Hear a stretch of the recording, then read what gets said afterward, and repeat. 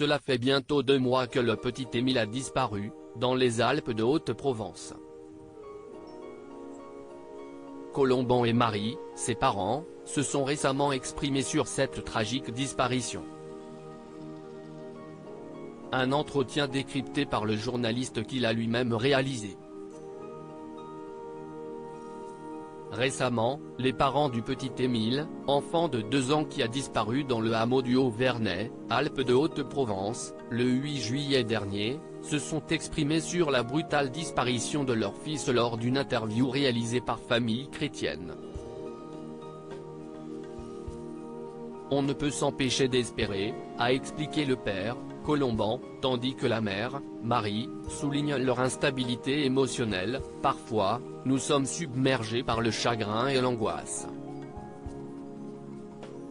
On désespère un moment, et ensuite on est comme soulevé par l'espérance. Ils comptent toutefois sur leur fervente croyance en Dieu pour garder espoir. Nous continuons à implorer le Seigneur. Nous ne tournons pas la page et nous continuons à espérer.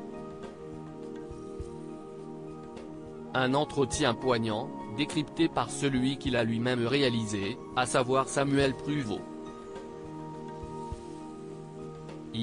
Les parents d'Émile, note de la rédaction, prennent sur eux pour ne pas pleurer, a notamment relevé le rédacteur en chef de Famille Chrétienne à BFM TV. Ajoutant ensuite que tous ceux qui étaient réunis autour de la table ont été submergés par l'émotion. Il a également été marqué par l'humeur changeante des parents, chose déjà soulignée par Marie comme nous venons de l'évoquer, sur leur intime conviction, ce qui est très difficile à admettre, si est que ça peut changer d'un quart d'heure à l'autre.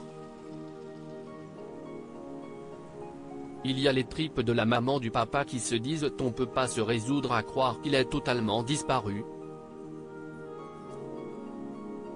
Et puis à d'autres moments il y a l'idée du réalisme, même son papa l'a dit, on imagine malheureusement le pire.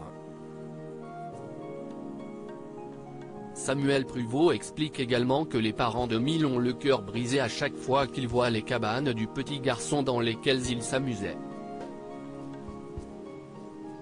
Mais pas question pour eux de quitter l'endroit où leur fils a disparu, à savoir la maison de ses grands-parents. L'ancien domicile de ces derniers avait pour rappel brûlé en 2019, note de la rédaction, situé au Vernay dans les Alpes de Haute-Provence.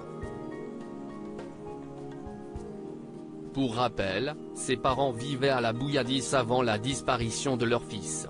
Mais ne veulent pas rentrer tant qu'il y a un espoir de le retrouver.